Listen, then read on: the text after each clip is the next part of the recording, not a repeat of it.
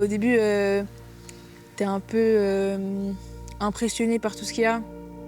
Parce que c'est comme si t'arrives dans un autre univers un peu.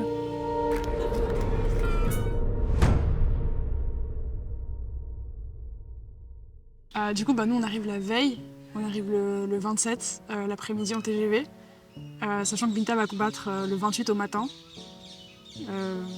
On est un peu last minute, mais voilà, on est là, on fait notre nuit et puis le lendemain matin on sait qu'on sera là au matin pour la soutenir. Et en fait, il faut savoir que les voyages, ils n'étaient pas groupés. En fait, ça dépendait de l'épreuve qu'on avait, la date de l'épreuve. Donc en fait, j'ai voyagé un peu seule. Dans le train, je suis montée à Genève et j'ai rejoint Dom. Après l'arrivée dans le village, ça se passe assez bien, assez rapidement. On se fait accréditer directement quand on arrive. On avait un bâtiment juste pour l'équipe suisse.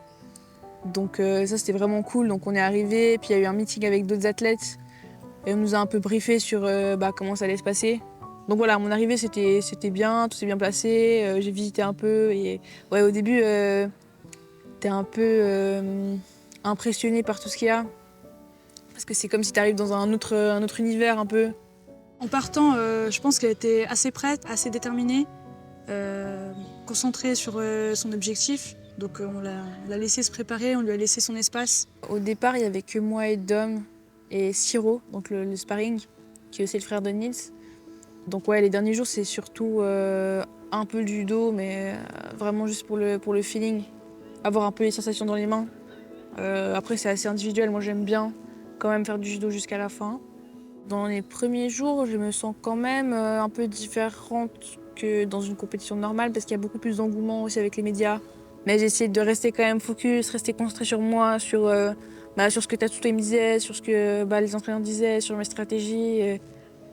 Essayer de garder un peu mon focus sur la compétition et pas trop sur tout ce qui se passait autour dans le village, même s'il y a plein de trucs sympas.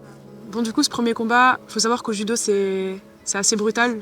Sachant que si elle perdait ce combat-là, c'était fini. J'ai pris le match comme un premier match en fait, qui est souvent assez dur pour tout le monde parce qu'il faut se mettre dedans un peu mentalement et c'est assez difficile. C'est le premier, c'est tôt le matin, elle n'a rien fait avant, il faut toujours rentrer assez fort dedans. Après dans le combat, j'étais un peu sur mes gardes au début, je voulais pas prendre trop de risques. Bon, c'est ce qu'on voit souvent un peu aux Jeux Olympiques, hein. C'est un peu cette tendance-là à un peu pas perdre. Mais je pense que ça va avec l'événement. Moi, je me dis, voilà, c'est un premier tour. Si je gagne en 5 secondes ou en 3 minutes, finalement, le plus important, c'est de gagner pour moi. Donc, j'ai un peu pris mon temps. Puis après, j'ai marqué un Wazari sur un Tayotoshi. En plus, on avait travaillé avec Tatsuto sur les dernières semaines, là, donc c'était cool. C'était un petit clin d'œil. En fait, ce qu'il faut savoir, c'est que là, la salle elle était pleine et il y avait beaucoup plus de spectateurs que d'habitude, en fait. J'ai essayé de pas trop regarder, pas trop faire attention à ça parce que je pense que j'étais consciente que ça pouvait me déconcentrer potentiellement, donc j'ai pas trop regardé. Mais j'ai quand même senti qu'il y avait du bruit, quoi. On n'entend rien. Et j'ai marqué le Wazari en la faisant tomber. Et après, c'est vrai que je la tenais pas très bien au sol parce que je contrôlais pas très bien son corps. C'était par rapport au mouvement que j'avais fait juste avant. Et ouais, j'ai entendu, je pense que c'était Awa qui a crié tiens-la, tiens-la. Elle l'a tenue, mais c'était assez rude. On était comme ça dans les gradins, on faisait genre tiens, Binta, lâche pas. Bon, on n'en pouvait plus. Tout le long, ouais. Elle tenait, bon, elle était pas dans une super position, mais elle avait vraiment la hargne et ça a fonctionné. Je me suis dit, mais bien sûr, je vais la tenir. Tais-toi, c'est bon, je la tiens. C'était un combat décisif parce que c'est le premier, c'est toujours le moment où on se lance dans la compète. Et je pense qu'on s'est senti non seulement soulagé, mais aussi on a senti plein de bonheur, mais on était aussi confiante pour la suite. On a vu qu'elle arrivait à se mettre dedans, qu'elle a réussi à faire son judo et que ça s'est super bien passé. Et deuxième tour, je savais que ce serait l'Israélienne Primo du coup parce que c'était le combat avant moi. Et dès le début, en fait, j'ai mis la pression. J'ai directement mis mon rythme. J'ai commencé à faire plus d'attaques. D'ailleurs, je crois qu'elle a pris une pénalité assez vite dans le combat. Alors ce combat, pour moi, en tout cas, il a été forcément plus dur à regarder parce qu'il était plus intense. Comme tu l'as dit, première partie où Binta mène pas mal le combat. Donc évidemment, on était tous super enthousiastes et elle avait le dessus. Et ouais, à 3 minutes, après 3 minutes de combat, je prends un Wazari où bah, je me retrouve dans une situation où où elle est quand même dominante par rapport à son style. Et ouais, ça s'est joué sur bah, un mouvement, on va dire, où bah, elle avait son bras gauche qui était un peu loin dans mon dos. Du coup, elle avait pas mal de contrôle sur mon corps, sur mes épaules. Elle a pu m'emmener un peu et marquer un Wazari. Bah, ça a changé vraiment le cours du combat. Parce qu'après, quand il reste 1 minute et que bah, tactiquement on est bon, si on mène, bah, souvent c'est pas trop difficile. Et là, elle a bien joué tactiquement, elle a pas pris de risque, elle a gardé son point. Et bon, j'ai quand même essayé, mais bah, plus le temps passait, plus je sentais que c'était compliqué, quoi.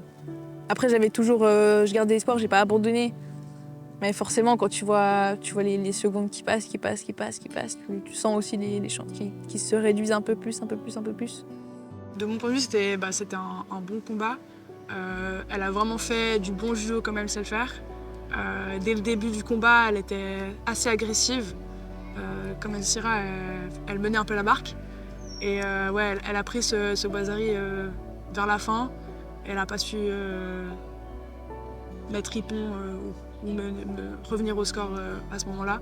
Quand c'est fini, c'est fini. Genre, tu sais, tu le sens, le gong il sonne, et puis l'arbitre lève le bras de l'autre côté, c'est fini, quoi. Tu peux plus rien faire. Et ouais, c'est quand même c'est dur parce que bah, tu peux pas. Il n'y a pas de deuxième chance, en fait. Et ouais, j'étais déçue parce que je pensais que j'étais plus forte, en fait, sur le combat. Donc je me suis un peu dit, putain, pourquoi j'ai perdu, quoi. Alors moi, je pense qu'elle a fait une super performance. Elle s'est bien préparée en amont et quand on regarde aussi bah, toutes les compétitions qu'on a vues avant Paris, on a vu aussi une certaine progression et on voit qu'elle a appliqué tout ce qu'elle a travaillé durant bah, ces mois intenses de travail et de préparation au JO. Je pense que je peux encore progresser beaucoup en 4 ans et bah, voilà, je me réjouis aussi de me développer et de pouvoir montrer mon meilleur judo. Ça me fait rêver un peu de pouvoir bah, montrer un peu mon meilleur judo et aussi de représenter le judo suisse qui est en train de grandir maintenant, d'inspirer aussi une nouvelle génération. Voilà, c'est que le début, c'est ses premiers JO et je pense qu'elle n'est pas prête de s'arrêter de sitôt, tout simplement. Je suis d'accord, je pense que le meilleur est à venir. Je pense que pour elle, bon, c'est dans 4 ans, mais 4 ans, ça passe quand même assez vite.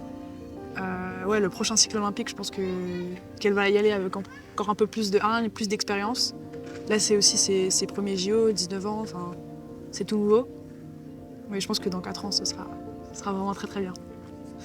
Enfin, maintenant, je me rends compte aussi de l'ampleur des Jeux Olympiques. C'est pas seulement l'événement lui-même, c'est aussi les échos un peu que ça fait. Ça met de la visibilité sur le sport. Ça crée un peu des émotions fortes aussi chez les gens qui regardent et ils s'en rappellent. Et voilà, c'est ça aussi qui est beau dans le sport, c'est que bah, tu arrives à toucher les gens et même ceux qui connaissent pas le sport, qui arrivent à voir quelque chose devant leur télé et puis à sentir quelque chose de fort. Voilà, c'est plein d'aspirations pour la suite et bah, je suis assez positive.